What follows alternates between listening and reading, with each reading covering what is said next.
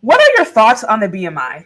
Does it accurately portray ethnic or black body types slash proportions? So it was BMI was a number that insurance companies actually came up with. I forget, I want to say 1940s, 1950s, somewhere around there, but don't quote me on the year. But it was basically a number. They were trying to figure out how do I now insure you, and so they came up with this calculation, and it basically looks at your height and your weight.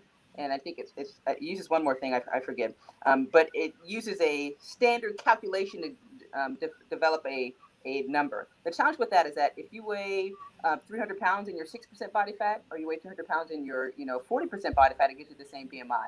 So I don't like to use BMI as a gauge of how my health and fitness is for myself and for clients. I prefer body fat, and that's a much better approach to seeing what's going on.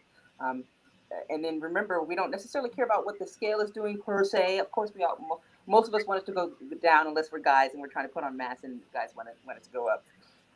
But if my weight stays the same, if I weigh 200 pounds and then my body fat changes to 5%, I've done a fantastic job. Even though the weight didn't change, now I've lost what's called visceral fat, which is the fat around our organs. Remember, there's two different types of fats. So you have subcutaneous, that this is what we're seeing. Most of us trying to lose our fat around our belly, our arms, or whatever it is.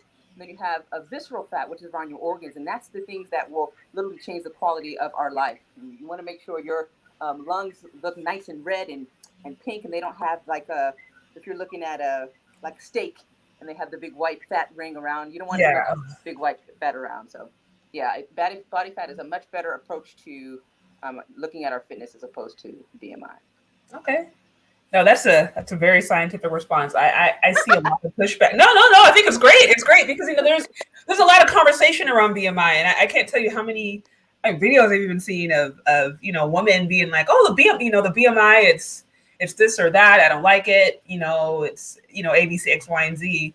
And so it's like, okay, is this something we completely throw out, or are people just, you know what I mean? Like I've heard a lot of conversation around it, and so it's good to actually hear, well, where did it come from? How was it used? And then how can we apply it today? Yeah, Um, body fat's always a better approach.